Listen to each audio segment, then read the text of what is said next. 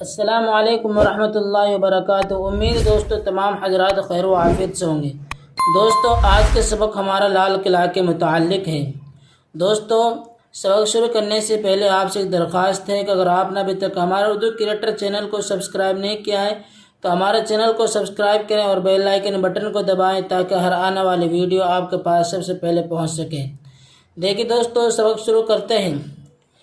بسم اللہ الرحمن الرحیم۔ اشرفی تعلیم صفحہ نمبر 51 حصہ 4 لال قلعہ۔ مغل بادشاہوں میں شاہ جہاں ایک بہت مشہور بادشاہ گزرا ہے۔ شاہ جہاں کا اصل نام شہاب الدین تھا۔ شاہ جہاں کو عمدہ عمارتیں بنوانے کا بہت شوق تھا۔ دہلی کی جامع مسجد، دہلی کا لال قلعہ اور آگرہ کا تاج محل شاہ جہاں کی عظیم یادگاریں ہیں۔ شاہ جہاں کے دادا شہنشاہ جلال الدین محمد اکبر نے اپنے ملک ہندوستان کی راجدھانی آگرہ کو بنایا تھا۔ اسی وجہ سے اکبر بادشاہ نے آگرہ میں نہایت عظیم الشان قلعہ بنوایا تھا۔ شہنشاہ اکبر کے بیٹے اور شاہ جہاں کے والد کا نام شہزادہ سلیم تھا، جو جہانگیر کے نام سے مشہور ہوئے۔ اکبر کے بعد جہانگیر نے بھی آگرہ کو اپنے ملک کی راجدھانی کے طور پر برقرار رکھا، لیکن جہانگیر کے بیٹے شاہ جہاں نے دہلی کو ملک کی راجدھانی بنایا اور 17ویں صدی عیسوی میں جمنا کے کنارے ایک عظیم الشان قلعہ تعمیر کرایا اور نہایت منظم آبادی بسائی اور اس کا نام شاہ جہاں آباد تجویز کیا، جسے بعد میں دہلی کے نام سے یاد کیا جانے لگا۔ قلعہ کی تعمیر میں چونکہ اکثر لال پتھر استعمال ہوا ہے، اس وجہ سے اس کو لال قلعہ کہتے ہیں۔ لال قلعہ 2 کلومیٹر کے رقبے میں بنا ہوا ہے۔ قلعہ کے ایک طرف تو اس زمانے میں جمنا ندی بہتی تھی، اس لیے اس طرف کی دیواریں اونچی نہیں ہیں۔ باقی 3 سفتوں میں قلعے کی اونچی دیواریں بنی ہوئی ہیں اور ان تینوں جانب شاہ جہاں نے 75 فٹ چوڑی اور 30 فٹ گہری خندق کھدوائی تھی، جس میں جنگ کے خطرہ کے دوران پانی بھر دیا جاتا تھا تاکہ دشمن قلعہ کی دیواروں تک نہ پہنچ سکے۔ لال قلعہ کے 3 دروازے ہیں۔ نمبر 1 لاہوری دروازہ، نمبر 2 دہلی دروازہ، نمبر 3 ہاتھی دروازہ۔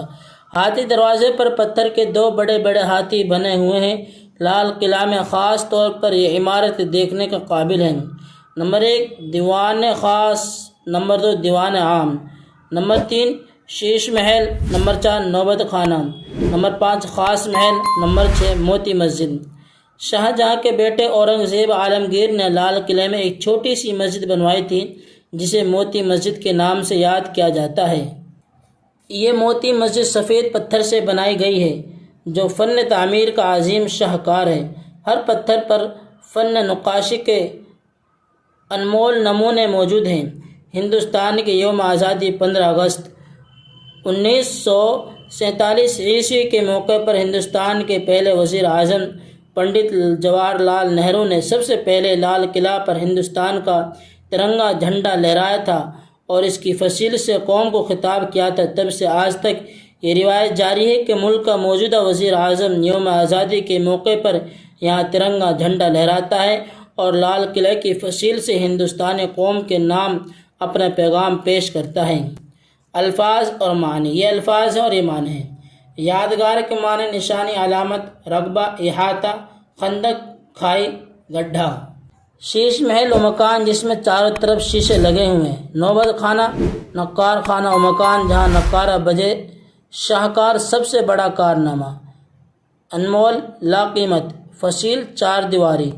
خطاب کرنا، تقریر کرنا۔ سوالات۔ یہ سوالات ہیں اور ان کے جوابات آپ کو کمنٹس میں دینے اور ہم بھی آپ کو سوالات پڑھ کر جوابات بتلاتے ہیں۔ دیکھیں۔ نمبر 1 دہلی کا لال قلعہ کس نے بنوایا؟ شاہ جہاں نے بنوایا۔ نمبر 2 شاہ جہاں کے والد اور ان کے دادا کا نام بتاؤ۔ شاہ جہاں کے والد کا نام شہزادہ محمد سلیم ہے اور ان کے دادا کا نام جلال الدین محمد اکبر ہے۔ آگرہ کا لال قلعہ کس نے بنوایا؟ آگرہ کا لال قلعہ شاہ جہاں نے بنوایا۔ لال قلعہ کو لال قلعہ کیوں کہتے ہیں؟ اس وجہ سے کہتے ہیں کہ اس میں لال پتھر لگا ہوا ہے۔ لال قلعہ کی مخصوص عمارتوں کے نام بتاؤ۔